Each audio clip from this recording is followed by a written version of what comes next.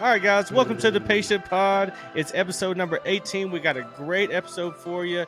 We've been looking on the internet, seen a lot of things about this, so we wanted to dive deep as well. This episode is all about hiccups.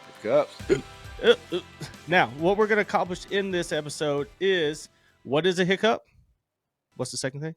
What is a hiccup? What causes a hiccup? And then what you can do for a hiccup to get rid of them when you get up. Now, there's a lot of different things that contribute to hiccups, and really it's kind of almost kind of a mystery on kind of why it happens. And so what we're going to do is we've researched, and we're going to give you our ideas on what we think the body's doing, what the body's doing for us in order to help us out with a hiccup. Dr. Agan over here sitting across from me, he's on his computer, he's doing research. What have you found so far about the hiccup? Well, first and foremost, the hiccup is named after the sound that it makes. That closing of that vocal cord, as you're going to explain, it basically causes a natural sound that sounds like a hiccup. So that's where the name came from. And, the most consistent research that we found, symptom of a hiccup, the combination with gastroesophageal reflux, GERD, acid reflux, is the most common symptom related with a hiccup. Because I think normally you can experience them, like you mentioned, involuntary. It's the spasm of the diaphragm muscle in our basically abdomen area that's in control of breathing. It helps with, when we have food digesting, allowing us to still breathe normally, and it's a pretty amazing thing how this is a reflex. This isn't just like, your normal random thing that's happening. There's a reason why we're experiencing a hiccup. We're going to dive into that. But again, this always, and you're going to hear me say this again and again, it's understanding that the body is telling us something. So the symptom is telling us deep down what could be causing that. And I think we got some pretty good theories on why it could be happening, man, especially more recently as we've searched that it is one of the top researched health topics in 2023, which is fascinating because why would that be happening so often? I mean, here recently, man. we're in our 30s, and I haven't seen this much interest. There's no in hiccups. But everybody kind of, it's the same, and we're going to dive in down the road. We talked about this with brain freeze. Those are hiccups and brain freeze, and it's like, what? We never really get an answer. We're just like, deal with it. Yeah. Well, and the biggest thing is that most of the time it goes away. Exactly. That's a good point. Now we're going to tell you a story later on about a poor farmer that had it for a little too long, but stick around. We'll go into that story. Well, let's the world record. Yeah, the world record. World's longest. Yeah. Cool. Yeah. Cool. All right. So let's dive into what the causes are. Let's talk about what you found in the research. And kind of the way that we're leaning about all this. Yeah, I mean, again, it's an involuntary reflex that's happening. And like I explained a second ago, what is the body telling us in sense of survival? Or it's kind of like pressing the fire alarm that's initiating some type of symptom. Again, going back to the most common research we found correlated with the symptom being a hiccup was acid reflux. So why does acid reflux even happen? Most of the time you see with commercials, ads like that, oh, my throat's burning, I need an antacid. But let's dig deeper on why we could be having acid go up into our esophagus. The stomach produces acid every time we put something in our mouth to break it down to allow us to digest. So if we have 100 trillion microbes of gut bacteria in our gut that are designed to, I always like to explain to patients, imagine soldiers around the front line of your stomach getting ready to take down any invaders, aka sugar or toxins. Well, if that gut bacteria is destroyed, we're not going to produce enough healthy stomach acid to break down food. A sphincter says what? Says what? If you can, our viewers, a sphincter says what is from what 90s awesome movie? Do you know it? Yes, sir. Okay, so that sphincter muscle, just like any sphincter, is basically a muscle that contracts. So when it senses that there's enough stomach acid being produced in the guts, that sphincter will close naturally. It's a mechanism. It senses, it understands, okay, enough acid, shut. If we're not producing enough stomach acid, if our gut bacteria is destroyed from antibiotics, COVID, we'll get into that, then we're not producing enough stomach acid, that sphincter isn't closing, acid's going up into the esophagus, and then all of a sudden the body, and I think this is the true correlation to why hiccups are a common symptom of acid reflux, is because the body all of a sudden senses acid in the freaking esophagus, which it's not supposed to be. Mm-hmm. And it's sending an alarm. So that reflex of the hiccup, it's a vasospasm. It's initiating. It's going from, the esophagus to the brain, back to the esophagus. It's a reflex. And what we did in that research, remember he explained how it like goes up and forms like a vacuum. Yep. It's almost trying to the diaphragm, I believe, is naturally trying to close the sphincter or send like a shock to shut the sphincter. Yeah. And so I know I dug deep into that one, but I truly feel like that is the number one cause of acid reflux. So the number one thing we need to do with acid reflux is to clean the gut bacteria with prebiotics and probiotics. Kind of explain to me what you got going in on that research. Yeah. So like what we talked about before, hiccups are, a common health topic researched right now in the last couple of years. So it's making us believe that there's a reason why, the population, especially what we found in the U.S., is experiencing more hiccups An than normal. increased frequency. An increased in that frequency. So I found this cool study when doing research on hiccups. So obviously, given the times with COVID-19, so this study is titled "Hiccups as a Specific Neurological Manifestation in Males with COVID-19." This article is from PubMed. It is peer reviewed, and the results I found pretty interesting. So there's 46 patients that had COVID-19. Mm-hmm. Out of the 46, 11% of them had the common symptom of a hiccup being their like primary reason. I keep experiencing chronic hiccups. Yep. Along with dysgeusia. You remember what dysgeusia? That is like that nasty taste in your mouth. Oh. So there's the neurological component. So when people eat something, sometimes you've heard of patients that have had COVID, they eat meat now and it's like rancid. Oh, okay. Tasting. Yeah. Yes. That's what that that's the fancy. Yeah. It's the fancy word for it. Yeah. Yep. Exactly. Dysgeusia. It's funny to say. And then anosmia. Yep. Inability to smell. Yep. So those were the two, along with hiccups being the symptoms. So out of the 46 patients, 11% again had the hiccups. So none of the patients were smokers. Further, all patients exhibited pneumonia without the nasty taste and nasty smell, and basically saying that all patients recovered from hiccups. The study had 46 patients, 11% of them with chronic symptoms being that of a hiccup. Yep. All were males.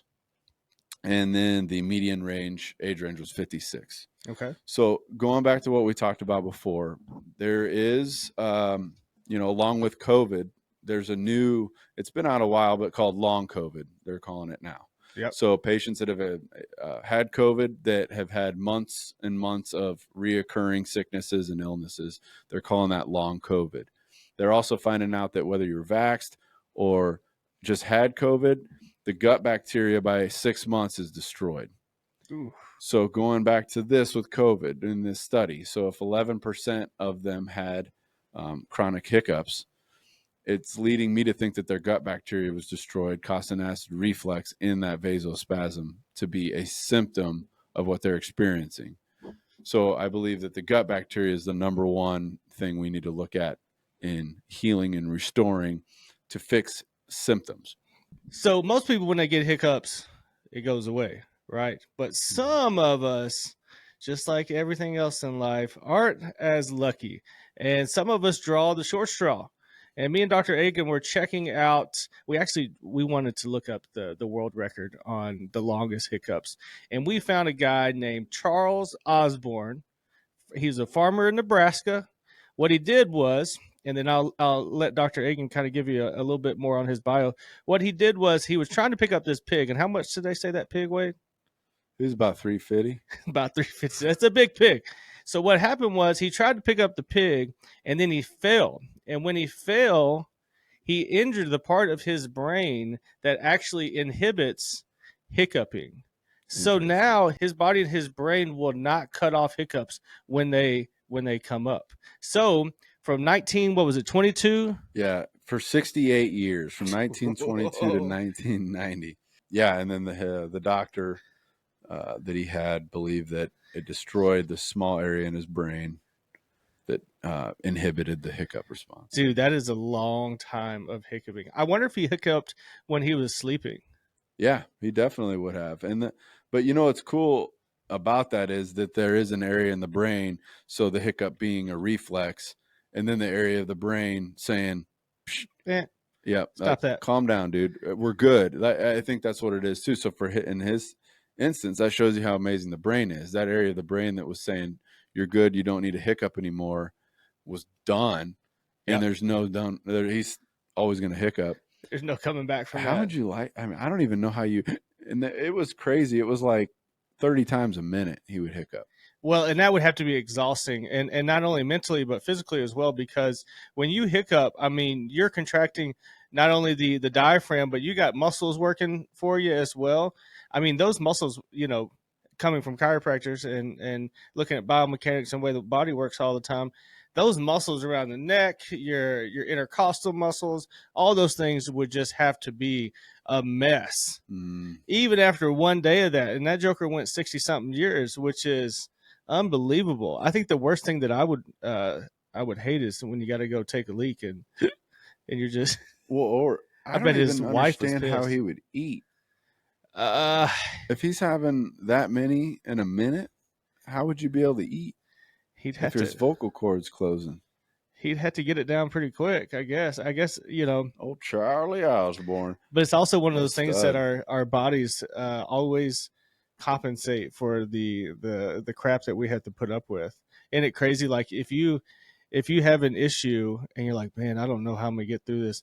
Our bodies are so resilient that they just make it work for us. So I guarantee you that his body just adapted for his particular situation. Oh, there he is. Boy, he still got a smile on his face What a though. stud, dude. He's got a smile on his face. What a stud. Old Charlie. Not sure if old Charlie's around anymore, but I don't think Charlie's around anymore. He was he's just your classic farmer from Nebraska. from Nebraska. He's got the hiccups. He's a hiccuping farmer. And I can say that being from Iowa, by the way, all you Yes, you can. Nebraska viewers. Yeah, yeah. Don't get too angry. Don't get it twisted. Yeah. All right. So, how do we get rid of these hiccups? Well, so I know there's a lot of different things that you can do. Well, and it would make sense. So it's connected to the diaphragm. Yep. And so if the diaphragm helps with breathing, and that's going back to the old wives' tale that if you hold your breath, Yep. it goes away. I truly feel like that's why, because it's calming down the diaphragm And the nervous system. allowing it to relax a little bit. Yeah, because like we've talked about with, and imagine there's some tie with anxiety and stress initiating these hiccups as well. Mm-hmm. And going back to the theory that we've came up with the gut bacteria, I think those. I mean, we got to look at what's causing them. And like you had mentioned, there was a medication that you were on that initiated it. Well, certain medications, along with alcohol as well. I mean, if the gut bacteria is not allowing, it could amplify that a little bit. But our guts are so important, and the trillions of cells in there trying to do their job to protect us. Again, it's that natural immune system response. It is. So, what are some of the things that we can do? And when we get the hiccups, what are some of the things that we can do that will help us get rid of them? Something that I believe would be the best thing to do when you get hiccups is pull your knees up to your chest and lean forward, which is going to relax the diaphragm muscle. So when we're standing, it's all stretched out. If we're on our back with our knees up, it kind of relaxes that. So you're laying down?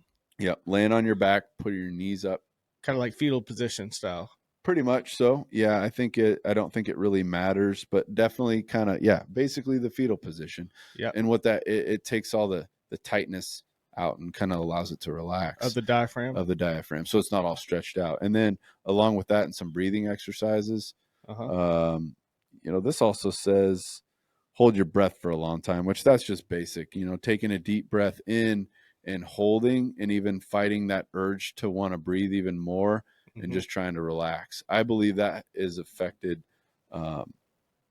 most when you can exhale and hold the exhale and relax. And then this says something about sip on some ice water. Yeah, I've heard that before. Which would, if we can break that, what would that do? So that would cause constriction. Yep. And almost like a little bit of a shock to the smooth muscles. Yeah, that's what I would think. Yeah. So number one, I mean, so what we believe is it's that diaphragm muscle. Again, it's a smooth muscle that, you know, that muscle is connected to the brain and the nervous system. On your back, knees up, kind of leaning forward, taking some deep breaths in and out, really focusing on after that exhale to just really relax and don't fight it, and it should go away. And then, yeah, that should be absolutely good. Love it. All right, guys. So that is episode number 18. So this is the time we come up with our favorite player, who is number 18. And I'm pretty sure that I just did one, but I'm going to do it again. Peyton Manning. Oh. You had Peyton, didn't you? No, I wouldn't. Who you got? I wouldn't go with Peyton Manning. I was doing a little research. This was a tough one because I'm just going to go, I believe, Happy Gilmore. Happy Gilmore was 18? When he wears that Boston Bruins jersey. No way. In the Waterbury Open. Oh, my goodness. Hey, you should go to the Waterbury Open tomorrow. Yeah, see you there. Dude, isn't it crazy how our generation's just hooked on Waterboy, Happy Gilmore, Billy Madison? Oh, yeah. Yeah, we love it. We love it. They don't make them like that anymore. No, and you talk to a lot of the young cats out there today, they don't appreciate Adam Sandler like we did because he's going. But, man, those classics, those one-liners. He was a G. Happy Gilmore. Awesome. All right, guys. Well, as always, give us a good review on Apple Podcasts. If you're listening on Apple Podcasts, go on over there to YouTube. Make sure you subscribe. Tell your friends, tell your family. We love the support that everybody's giving us. And look out for next week for the next episode. It'll be episode number 19. All right, guys. Awesome. Thanks, guys.